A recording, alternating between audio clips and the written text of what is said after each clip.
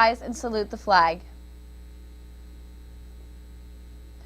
I pledge allegiance to the flag of the United States of America and to the republic for which it stands, one nation, under God, indivisible, with liberty and justice for all.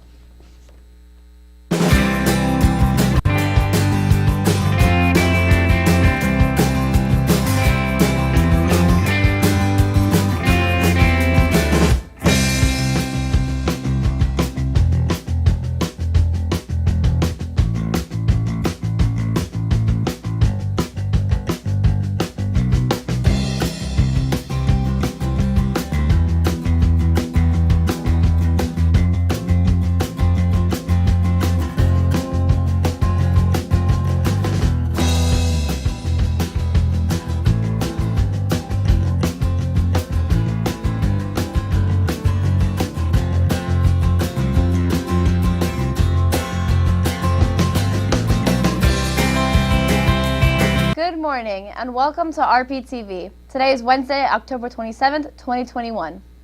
Before you know it, living in Union County is going to be a little nicer and a little more pleasant, as many towns have received grant money for a wide range of improvements. Damien has that report.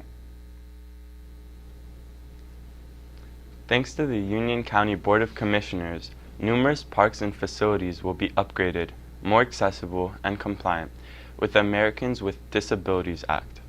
These upgrades and improvements will be made possible by the Union County Open Space Grants, a program that was approved in the 2000s and is funded by the Open Space Tax. Green space is so important and needed, especially after the year we've had. Hillside's Mayor Dahlia Verde said, "This could not be truer, as we all felt the pressure of 2020. Chris Ballage, Mayor of Elizabeth, spoke. The Greening Union County grant will fund 150 new trees for a city, beautifying neighborhoods and honoring the 313 plus African free and enslaved ancestors. We will erect a monument recognizing their contributions with funding from the Preserve Union County grant." So what are some of the grants that nearby towns will receive? $100,000 will be going to the replacement of baseball and soccer fields that are being converted to turf in Clark. Cranford received $60,000 for indoor tennis court renovations, Johnson Park beautifications, and Adams Avenue Field concession stand. Finally, Roselle Park received $40,000 for playground safety and featured equipment to Acre Park and Aldine Park. Now it's time for announcements. Student Council's annual Halloween costume contest will take place this Friday, October 29th. Categories include the scariest, funniest, most original, and best group or couple. To enter the contest, you must come to room 110 during homeroom to have your picture taken. Seniors can come to room 110 when you arrive during first period. Prizes will be awarded in each category. Roselle Park High School presents Meet the Author. Allison Kimball, author of Strange Gods, writing workshop with the author, followed by Q&A about the publishing process. This Friday, October 29th at 12:30. School pictures will take place this Friday, October 29th. Art Club National Art Honor Society meeting, every Friday after school at the public library with permission slips. For any questions, ask Ms. Gutro. Chorus Club will hold its next meeting on Thursday, October 28th at 4:45 in the Roselle Park Middle School Band Room. New members are welcome. Spanish International Club meets every other Wednesday. Next meeting date is November 3rd after school outside by the high school cafeteria. For details, email Ms. Almanzar. An Interact meeting will be held on Thursday, October 28th after school behind the cafeteria. Come and learn what this meeting is about. We will also start planning on our first service project and cultural activity. Any questions, see Mr. Fucci in room 1 or James Dolan. Newspaper Club will meet this Thursday, October 28th, outside the cafeteria at the picnic tables. No library this week. Stories for the first issue are due. Please submit them as soon as possible. Pumpkin decorating contest reminder. Judging during lunches on October 28th and 29th via Google Forms. Complete pumpkins should be present in the library on Thursday, October 28th by 9 a.m.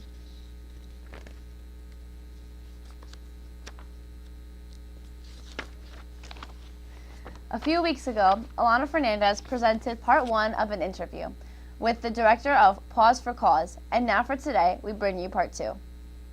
Hello there, everyone, and I'm Alana Fernandez, and welcome to RPtv. Today, we have the beautiful Diane Carl with us, and today we're just going to be asking you a few questions. If you could write a bill about animal rights, what would it say? Wow. I guess there's so many things I would want it to say, but I would start with that they should be able to be free from cruelty and neglect and being used for people's entertainment. I think there should definitely be a part in any Bill of Animal Rights, which also kind of morphs over into people's rights as well. But there's a lot of towns still in 2021 that don't allow people to feed stray and feral cats. And I think there should be, people get often fined for feeding them because, neighbors complain. And I think that there should be something in the Bill of Rights that says, that stray and feral cats can be fed so long as the person that's the caregiver or the feeder is doing also spay and neuter. Yeah. Because that I was about to say that. Yeah, you definitely can't be feeding stray cats if you're not doing the spay neuter. But as long as you're willing to do that, feeding them is a wonderful thing. Yeah. Personally, I would want to put that a bigger imposing fine or maybe even jail if someone has too many animals in one household, because it's not even just like hoarders. Some people don't realize it, but certain animals have like a certain amount of like territory that they feel like they need to roam, and if there's too many animals in one spot, it can cause them to get extremely stressed. Absolutely. And most of the time that starts with somebody's good intentions, and then they just stop. It spirals out of control, and it becomes more of a a mental health thing, and people like that need help. But yeah, I totally agree with you. You can't have too many, because then none of them are happy. Yeah, I'd rather have one cat if it means that cat is very happy than have like 3 or 4 that are all unhappy being together. I totally agree. And there are just some cats out there that want to be solitary cats. Most of them like having companionship of another feline or even a dog. But I agree with you. Too many, creates unhappiness for the cats as well as the people. Who do you think would qualify for adopting an animal? I think basically anyone who's willing to commit to loving, caring, providing food, shelter, and certainly medical care for the animal for the rest of that animal's life. And obviously there has to be a component of, if the person doesn't own their home, if they're renting a home or renting an apartment, they obviously have to have permission. But assuming all those boxes are checked, as long as they're willing to love and care for and, essentially make the animal part of their family. In doing rescue for so long, you get a lot of people calling, trying to surrender an animal with excuses like I had a new baby, or I got a new job, or a divorce. And, essentially when you adopt an animal, you should be willing to commit no matter what the changes of your life, what changes come about. I mean, obviously we could think of some that people just get put into terrible circumstances, but even then they could try to, find never the animal's fault. Exactly. So yeah, somebody that's just willing to care for them forever. To make sure that people are able to help out more, how do you think that we could help the shelters, even if we can't really adopt any animals at the moment? There's certainly ways to help, with people that either can't adopt. I mean, we get people that call and want to help because maybe someone else in the family has an allergy, or they already have a couple of pets and can't have any more. But there's so many ways to help. I mean, you can volunteer your time at a shelter to clean cat cages or walk the dogs. That's walking dogs at a shelter is actually how I met the woman that Christine that I started Cause for Paws with. So we met by walking dogs and cleaning cat cages at a local shelter. Or lots of younger people these days have incredible computer skills. So volunteering to write a newsletter or to help refashion a website if you have some computer skills. Even offering to just put in the time and labor of sending out a newsletter or a mailing. There's just all kinds of ways you can help if you can't adopt. Obviously, you can donate, but not everybody's in a position to do that either. So if you can't adopt and you can't donate, there's still plenty of ways to help. That would always be much appreciated. Very, very, very happy to have been able to talk about all this with you. That's it for us today. Thanks for watching RPtv. Have a great day and stay tuned for CNN 10. Way back to you till you make amends with the demons you've been through. And I can't regret leaving you alone until you find your way back.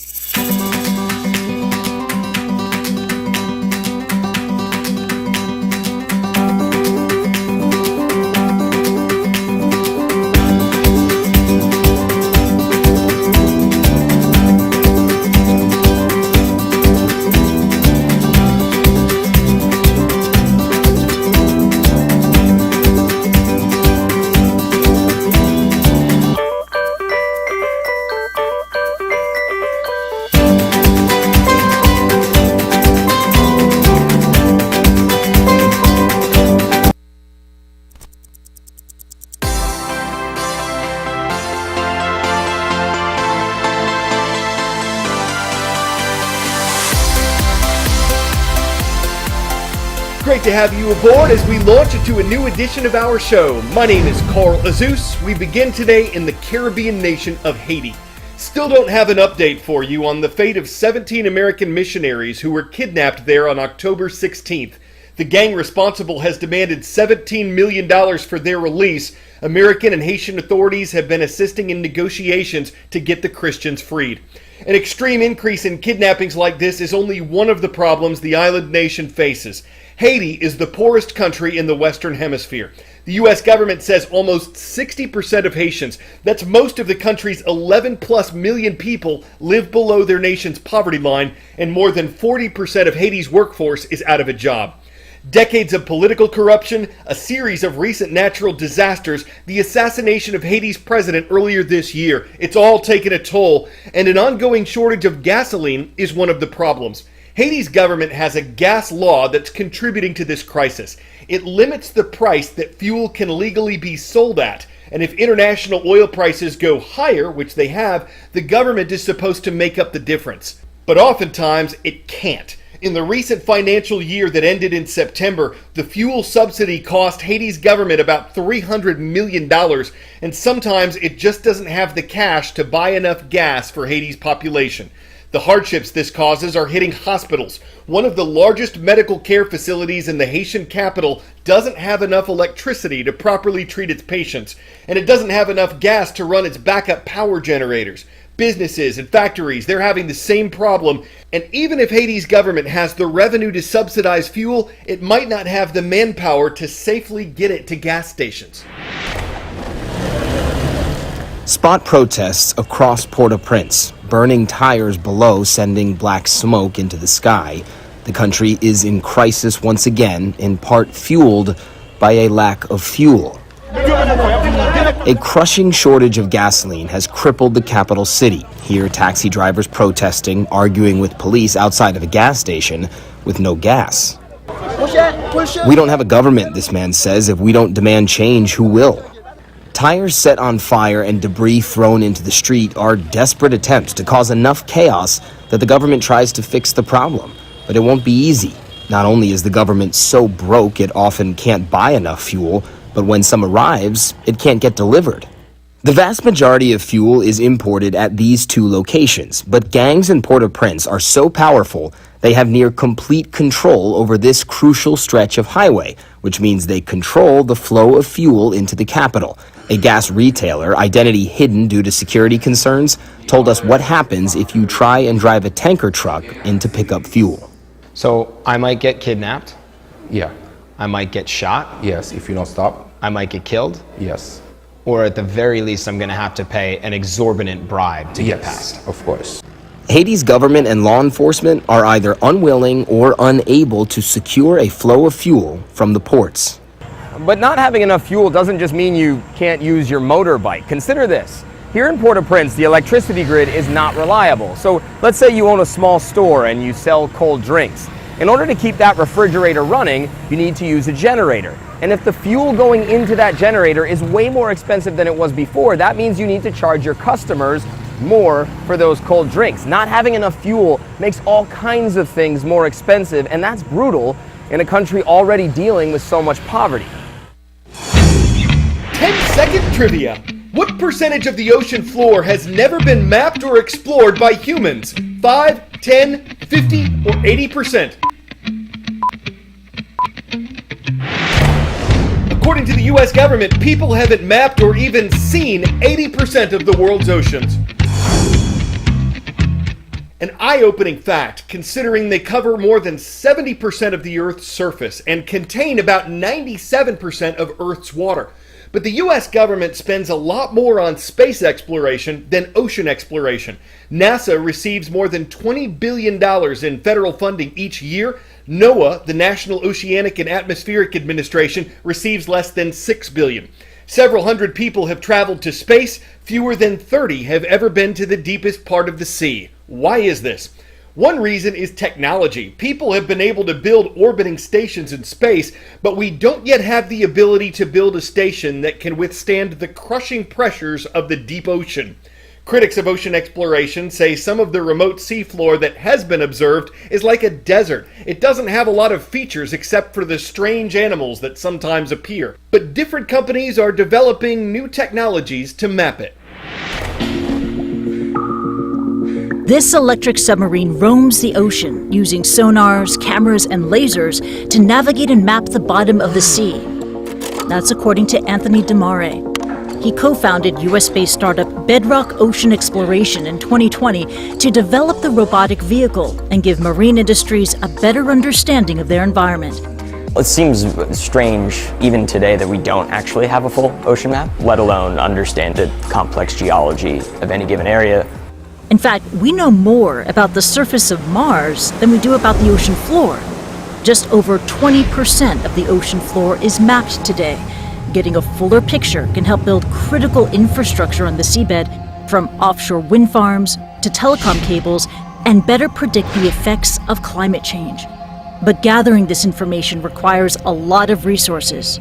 Right now, most of ocean mapping happens through ships that require 30 to 60 people to operate. And then there's a whole data analysis problem on top of that.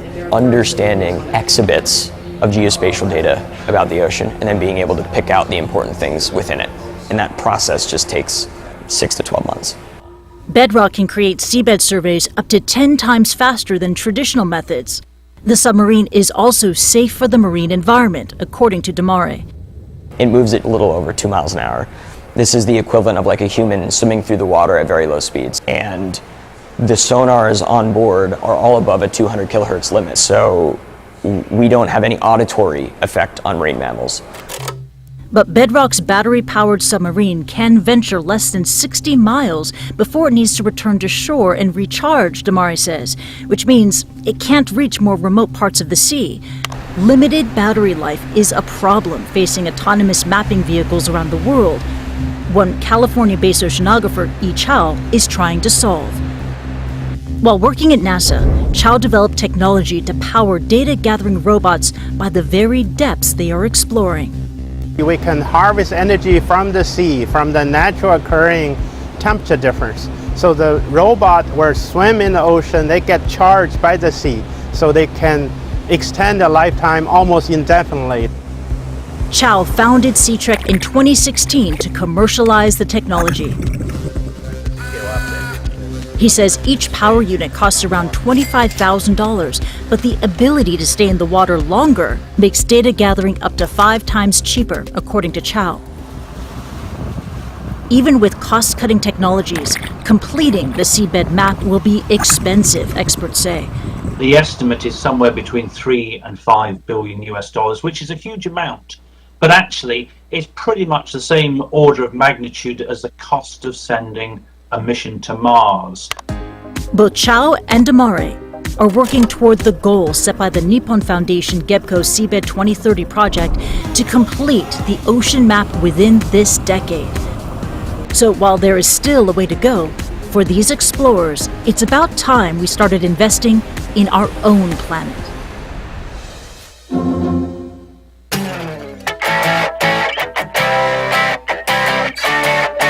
CNN reporter Anna Stewart has an awesome rapport with turkeys. They were simply starstruck surrounding her as she gave an update on a worker shortage in England's turkey industry.